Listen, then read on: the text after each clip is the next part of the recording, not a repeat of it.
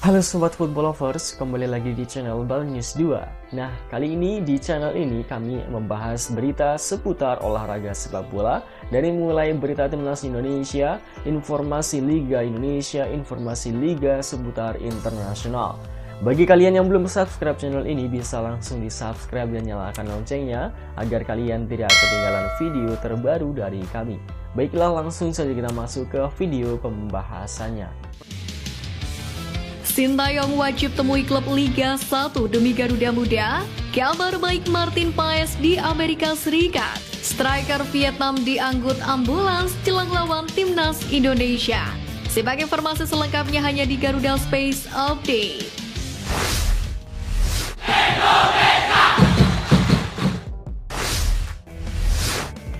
Bek timnas Indonesia Sandy Walsh membawa timnya Kevin Beckland masuk ke zona Championship Round Pro League atau kasta pertama Belgia setelah tampil penuh dalam kemenangan 3-1, yakni kalah melawan KFC Westerio pada pekan ke-29 di Stadion Avas Beckland, Belgia.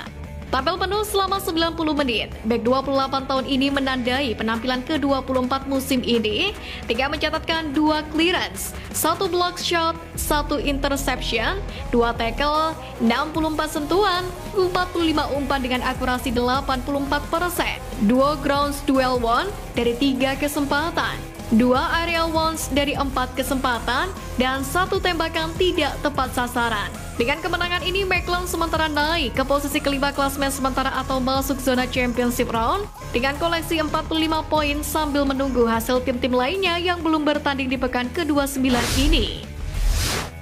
Kabar baik datang dari Martin Paes yang resmi mendapatkan US Green Card atau Permanent Resident Status. Hal tersebut dikonfirmasi klubnya FC Dallas melalui laman resmi mereka. Sebagai pemilik Green Card, Martin Paes juga memiliki beberapa benefit. Salah satu di antaranya adalah tetap tinggal di Amerika Serikat di waktu yang sama.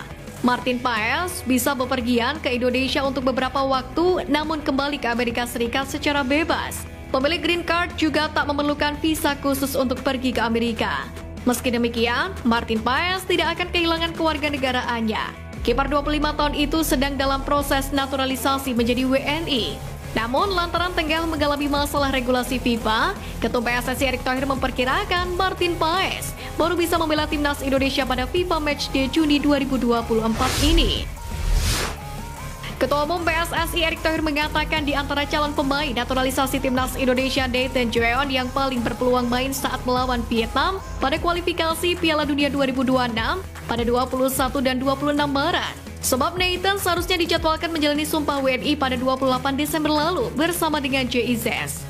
Namun bek sayap yang sedang dipinjamkan ke Heerenveen itu berhalangan hadir. Nathan bukan satu-satunya pemain calon naturalisasi yang sudah masuk ke skuad timnas Indonesia untuk melawan Vietnam, namun belum resmi menjadi WNI. Dua pemain lain adalah Tom Haye dan Ragnar Oratmagon. Erick Thohir mengatakan di antara ketiga pemain calon naturalisasi itu, Nathan yang paling berpeluang main pada laga Indonesia versus Vietnam karena tinggal menjalani sumpah WNI.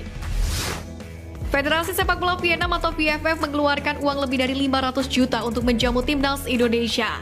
Uang tersebut merupakan dana untuk menyewa Stadion Maidin Hanoi, Vietnam. Venue tersebut akan digunakan pada pertemuan kedua kontra timnas Indonesia pada 26 Maret mendatang.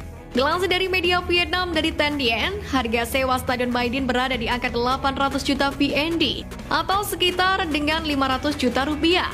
Sementara itu, timnas Indonesia bakal menjamu Vietnam terlebih dahulu sebelum tampil di Stadion Maidin.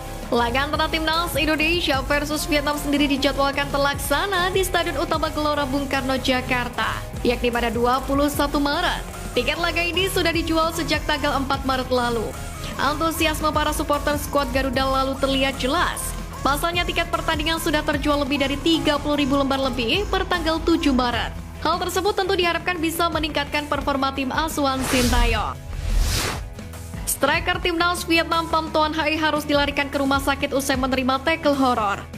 Hal tersebut terjadi saat Pham Tuan Hai memperkuat timnya, yakni Hanoi FC melawan Quang Nam pada laga pekan ke-13 V-League 2023-2024. Akibat kejadian tersebut, Pham Tuan Hai harus dilarikan ke rumah sakit menggunakan mobil ambulan.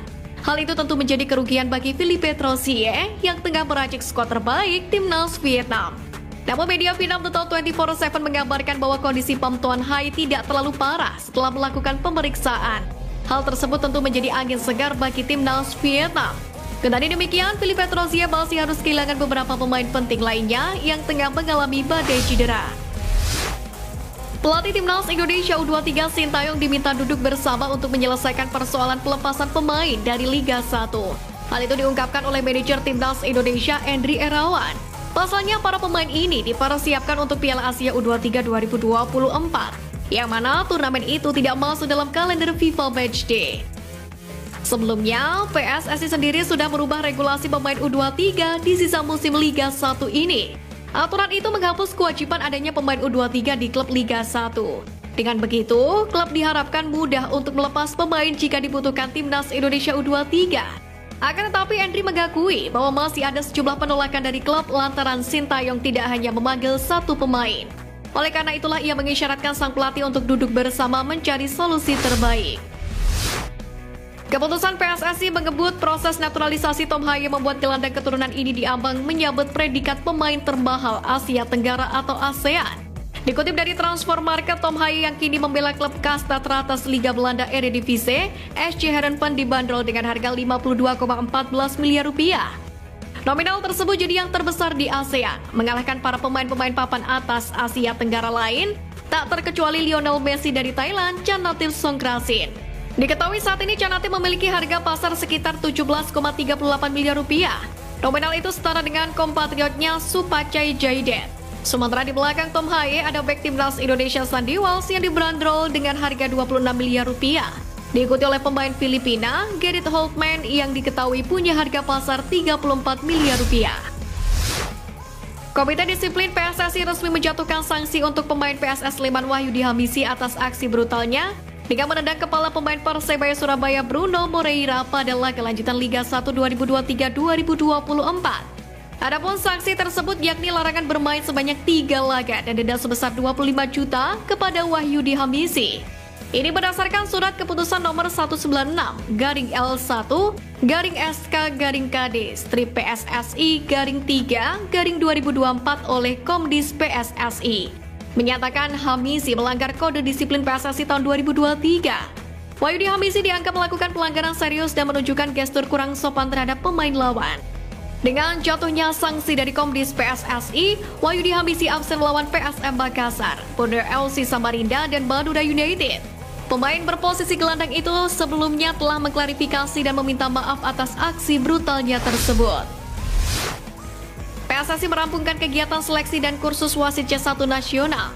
Program dari Departemen Perwasitan PSSI berlangsung dari tanggal 1 hingga 8 Maret 2024 di Bogor dan diikuti oleh 24 peserta. Pada kesempatan ini banyak diberikan materi untuk wasit-wasit muda Indonesia ini agar lebih berkembang dan mempunyai kemampuan memimpin pertandingan sesuai law of the game. Sebab law of the game menjadi acuan materi yang dibawakan oleh instruktur FIFA Subkidin Moh Saleh, dibantu oleh Purwanto dan Jibi Napitupulu serta Pratap Singh. Kegiatan praktek dan pemberian materi dalam kelas terlebih dahulu para peserta selama 1 minggu penuh. Materi yang diberikan antara lain sebagaimana menjadi wasit yang modern, mengenai penalti area, handsball, offside, tactical fouls, positioning and reading the game, dan lain-lain. Selanjutnya, wasit dengan lisensi C1 ini bisa bertugas di level nasional seperti Liga Amatir. Namun untuk memimpin Liga 1 atau Liga 2, pengadil lapangan tersebut bakal dilihat rekam jejaknya dan mesti lolos dari penyegaran wasit yang dilaksanakan PSSI sebelum kompetisi dimulai. Sekian News Flash kali ini Sobat Garuda, mari terus dukung perjuangan Timnas Indonesia. Nantikan News Flash edition dari Garuda Space selanjutnya. Terima kasih dan salam olahraga.